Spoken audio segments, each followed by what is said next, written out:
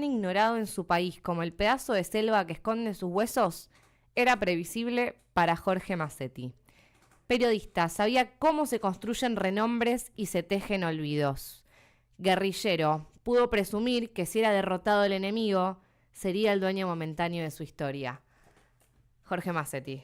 Jorge Ricardo Massetti, lo que acabamos de escuchar recién fue, bueno, una entrevista la primera entrevista que se le hizo al Che Guevara y, bueno, ahora escuchamos puntualmente al Che, ¿no? Pero también a Fidel Castro, entrevista realizada por Jorge Ricardo Massetti, primer argentino que va a hacer su entrevista a Sierra Maestra.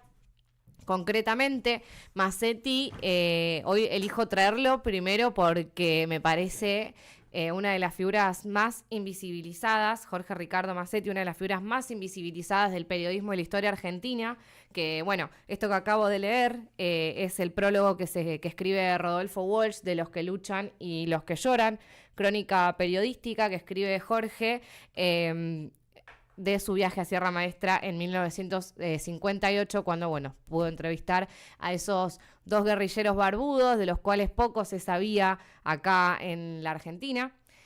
Contextualizando un poquito, y perdone, me pongo un poco a monologar, pero me entusiasma muchísimo hablar de Massetti por esto mismo, ¿no? Que su trascendencia en la historia es casi nula. ¿Por qué crees no tengo ni puta idea, son elecciones políticas. Claro. Yo creo que no se construyó como mártir, a diferencia de Rodolfo Walsh. Claro. Que, bueno, ahora iba como a hacer más cronológicamente un pequeño repaso por la carrera de Massetti como periodista. Massetti nace en Avellaneda, nace en el año 29. Y a partir de los 15 años comienza a hacer periodismo. Era muy tradicional de la época igual comenzar a hacer periodismo, más de salir a laborar de changuita, ¿no? Bueno, Claro. como esa. Pero en Massetti había una vocación y había una profesión ahí latente. Era de Géminis, su cumpleaños fue el 31 de mayo. Lo amamos. Dios. Nada, dato. Pero porque me parece un dato muy gracioso, él cantaba tangos antes de ser periodista bajo el seudónimo de Jorge Amor. Era un tanguero, era un romántico y un divino. Yo soy una enamorada de Massetti. Cristina Incluso, una vez dicho que hubiese sido novia de Belgrano, bueno, yo hubiese sido novia de Massetti. Incluso, bueno, en las trivialidades esto de lo zodiacal, también Géminis es la comunicación. Totalmente. Digo, hablando de y la lo curiosidad vocacional. un poquito. Y bueno, Massetti en el 58 estaba trabajando para Radio El Mundo, Bien. para el medio del mundo. Y le rompía las pelotas, él era cercano a ideas más de izquierda, estaba enojado con el peronismo porque en su momento muchos de los referentes que hoy conocemos, bueno, Walsh particularmente también era bastante oíla, de hecho militaron juntos y se conocieron ahí Massetti y Walsh en una agrupación que se llamaba Alianza Libertadora Nacionalista, la cual después, muchísimo tiempo después, Walsh iba a decir que esa agencia fue como un primer brazo del nazismo, incluso por disfrazado, ¿no? También de ideas nacionalistas y de libertad, muy interesante también para tener en cuenta. Y ahí se conoció Massetti con Pajarito García Lupo y con Walsh. Pero no entablaron grandes relaciones ahí. Y en el 58, después de haber pasado el bombardeo de la Plaza de Mayo en el 55, que ahí Massetti dijo, bueno, yo católico veo que los peronistas están respondiendo a este bombardeo con incendios a iglesias, me termino de enemistar un poco con el peronismo, pero al mismo tiempo sigo sintiendo una responsabilidad política como comunicador, y se está hablando de dos barbudos dentro de una selva en Cuba que no sé quién son, y encima uno es argentino. Claro. Entonces es como, ¿quién es? Porque pensemos y contextualicemos, en esa época estamos en la antesala del Plan Cóndor, en la antesala y ya escenario del Plan Cóndor acá en Latinoamérica. No había Google como para decir quién es es este que está acá. Esto, ya había una dictadura en Cuba, sabemos la dictadura de Fulgencio Batista, y todo instrumentado por Estados Unidos, ¿no? Bueno, Massetti en ese rol de decir, bueno, soy comunicador, quiero saber qué pasa, porque en Argentina no me está llegando información certera de quiénes son estos dos tipos, quiénes son Fidel Castro y el Che Guevara. Necesito ir a tener la información de primera mano, porque no puedo entender qué es lo que está sucediendo ahí, porque se dice que es un foco revolucionario. Se termina de convencer de que quería ir a Sierra Maestra a entrevistar al Che, a ser el primer argentino en entrevistar al Che Guevara y a Fidel Castro, porque en ese año fue cuando lo secuestra la guerrilla cubana a Fangio.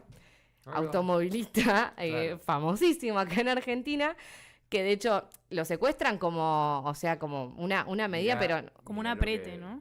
un aprete. Después Fangio sale a contar que nunca fue tan bien tratado como lo trataron los guerrilleros Increíble. cuando estuvo secuestrado. Está el dato, no estoy mintiendo y no estoy haciendo Buenísimo. ningún tipo de apología. decoración a la anécdota. Literalmente fue así. Ahí es cuando Massetti le dice al mundo, che, financienme el viaje, que tienen secuestrado a Fangio. El New York Times sacó una nota de Fidel Castro. Claro, Hacía sí. un par de semanas antes se había dicho que Fidel Castro había muerto, porque claramente plena auge de la revolución cubana no convenía Ahí fue viralizar. cuando Fidel, me parece que fue la primera vez que viajó a Estados Unidos, Fidel Castro. Que hay una famosa también entrevista en el Conferencia. avión, Sí. en donde dicen, ¿es verdad, Fidel Castro, que usted va a bajar en, no sé si en Nueva York o en qué A ciudad de Washington. allá, con un chaleco antibalas? Y se desabrocha y Sí. dice, mi único chaleco Pues este. es un chaleco antibalas moral. Increíble. Qué increíble, bueno. Qué increíble, digo, del periodo de la convicción de las ideas. O sea, Total, nosotros sí. estamos parados acá a contraviento y marea, y creo que eso es lo más noble de ese periodo, ¿no? La convicción de los ideales. La convicción y perdón, voy a decir algo medio termo, pero y las pelotas también, para ir a meterte al has medio de fallado la también. selva, porque pensemos Sierra Maestra, medio de la selva cubana, en una guerrilla que no sabes bien de dónde sale, porque en Los que luchan y los que lloran, que es la crónica, una crónica icónica, si queremos hablar de periodismo, que hace Massetti sobre su viaje a Cuba en 1958, que de hecho esto en la Facultad de Periodismo no lo vemos, y sí vemos Operación Masacre, que es un relato de no ficción. Esto no es no ficción, esto es una crónica periodística que está atravesada por el humor, por la anécdota, por la cercanía humana que tuvo Massetti con el Che Guevara y con Fidel, y quería leer un relato que sintetiza un poco también por qué queremos tanto a su periodismo y su periodismo guerrillero también, ¿no? Dice, bueno, él antes de llegar al Che Guevara está un mes metido en Sierra Maestra para llegar hasta ahí, o sea que está durmiendo con todos los campesinos, está viviendo básicamente también con los miembros de esa guerrilla. Dice, me quedé unos segundos delante de él. Los gritos de la mujer nos hacían permanecer a todos mudos, aunque mi mente repetía constantemente como una letanía. Hijos de puta, hijos de puta. Maldito Batista, ¿qué has hecho de mi hijo, Batista? ¿Qué has hecho de mi hijo? Y yo seguía pensando, clavado ante el cadáver estirado del chico. Hijos de puta, hijos de puta. Mecánicamente me alejé y comencé a tomar el nombre de los heridos y el del niño muerto. Orestes Gutiérrez Peña, de 6 años. Me sentía frío, ridículo, cumpliendo mi misión de periodista. ¿Qué hacía yo ahí con la lapicera en la mano en lugar de estar apretando el gatillo de una ametralladora? Esto lo narra cuando al principio del libro, cuando está ahí cumpliendo su labor de reportero de Radio El Mundo, tipo, bueno, cuento los muertos de la masacre de Batista, y ahí dice, no, estoy para algo un poco más. Bueno, termina haciéndole la entrevista a Fidel Castro y al Che Guevara, y nada, llega después de, bueno, lean Los que luchan y los que lloran, Los que luchan y los que lloran es justamente una forma de referirse a los que eligen seguir luchando y a los que eligen quedarse llorando. Así cataloga o divide por lo menos a los comunes Massetti en este libro. Y bueno, él llega a hacer la entrevista con el Che Guevara y Fidel, se lleva muy bien, ellos toman mucha confianza con Massetti, baja Massetti de Sierra Maestra ya con un camino menos arduo. Cuando baja, ya todos se enteraron que era un reportero que estaba entrevistando a los guerrilleros, o sea que empieza a tener que estar en la clandestinidad, y cuando llega abajo de Sierra Maestra le dicen, che, macho, las entrevistas que hiciste, perdimos todos los cables. No llegaron a ningún lado. Tenés que hacer la entrevista de vuelta. Tuvo que subir de vuelta a Sierra Maestra, entrevistarlo por segunda vez, que es lo que escuchamos recién. Es un fragmento de esa entrevista que se hizo en 1958 al Che. Y básicamente termina uniéndose a la guerrilla cubana con Claro. Fidel Castro y el Che Guevara. Más tarde llega Rodolfo Walsh a sus filas, y a Massetti, una vez que triunfa la revolución en 1960, le encomiendan crear y ser el primer director de Prensa Latina. El Che Guevara y Fidel Castro tenían una gran intención de crear una red internacional, una agencia de noticias internacional para romper con el blindaje mediático, porque ni bien ganaron la guerrilla cubana, se empezó a decir que fue una guerra de sangre, que los guerrilleros mataron a gente inocente, que básicamente lo que se estaba haciendo era lo mismo que había hecho Batista, como medio que el planteo era, bueno, mentimos, ¿no? Desde la desinformación. Fidel Castro y el Che Guevara tuvieron como política fundamental romper ese blindaje mediático y crearon, previo a Prensa Latina, la Operación Verdad. Así como estuvo Operación Masacre de Rodolfo Walsh, bueno, ellos crearon Operación Verdad, que fue una reunión internacional con más de 400 periodistas que se hizo en enero de 1959, que, bueno, bajo el planteo, bueno, la nueva Cuba tiene que estar contando su historia desde de la información creada y producida por nosotros en distintas sedes internacionales. Prensa Latina sigue funcionando hasta hoy en día y es una agencia de noticias que en su momento tuvo sede en todos lados internacional. Incluso hay fotos en este libro hermoso de María Seoane que se llama Che, Massetti y Walsh, básicamente la triada que compuso o que pensó básicamente Prensa Latina en sus inicios. Hay una foto que está Ernest Hemingway, que si la encuentro soy lo más, pero bueno, no la voy a estar encontrando en este momento. Hay fotos acá de Massetti y el Che. Perdonen, esto es analógico. Lo amamos, los amamos.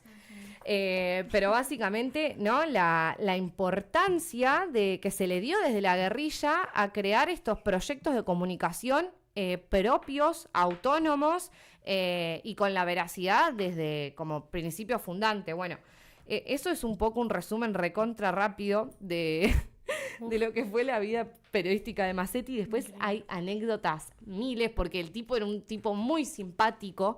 Todavía no llegué al final y perdonen que vaya hacia las chapas. Tranca. Pero es muy interesante ver cómo, primero cómo Walsh terminó siendo como el que encabezó lo que fue Prensa Latina para la sociedad argentina, cuando en realidad el primer director fue Massetti, que bueno, durante ese momento, anecdótico, por ejemplo, trabajaban también con García Márquez. Hay una anécdota que cuenta García Márquez que, bueno, están en un momento de trabajo de servicio de inteligencia, si se quiere. Ellos tenían los telégrafos, tenían los cuartos con los telégrafos gigantes. Walsh era muy buen decodificador, básicamente, de esos códigos, porque antes pasaba todo por cables. Como el famoso Morse, los pi, pi, pi, pi, pi, exactamente, pi. bueno. Y Massetti era, contaban Walsh, contaban todos lo que lo conocieron, que era un loco, un maniático del trabajo, como que quería que todo, y bueno, también al servicio de la revolución, como bueno, quería que todo el tiempo se estén haciendo las cosas en tiempo, en forma y manija, tipo, bueno, hagamos. Se cruzó con Walsh y empezaron a decodificar estos mensajes, porque Walsh otro loco más, y descubren un mensaje que llegaba de Washington, que lo estaban mandando para Panamá, si no me equivoco, donde se decía que Estados Unidos iba a atacar Bahía de los Cochinos. Sin saber eso, no hubieran tenido el triunfo de Playa Girón. Si no me exactamente. Creo que... Me spoileaste la historia. Bueno, perdón, es que me emocioné. Aparte, Massetti creo que fue el que descubrió la señal. Y creo que fue Walsh el que la decodificó. Sí, exactamente. O sea, acá está Hemingway con Walsh. Chiques. Y después Silvio Rodríguez la cantó. Perdón, sí, Perdón, lo de Playa Girón está bien. Perdón. No, y este libro compañero. es... Miren, acá están Sartre con Simón de Beauvoir y el Che Guevara, por si querían. Este libro está alucinante. Agradecemos a Flori que me lo prestó para esta columna. Pero bueno, gran triada. Ya ampliaremos, haremos un especial quizás más de Prensa Latina. Pero para cerrar con la vida de Massetti, él no, como ya veía que en Cuba ya estaba resuelta la revolución un poco, dijo, bueno, en Prensa Latina la dirijo yo, sí, todo bien. La dirigió 1 año y medio, 2, y dijo, yo me tengo que ir a armar el ejército guerrillero del pueblo a mi país, porque no podía pensar la revolución en un solo país, sino que creía que claramente esto era por una patria grande, como lo creía también el Che Guevara, y bueno, vino a construir la guerrilla en Cuba. What happened?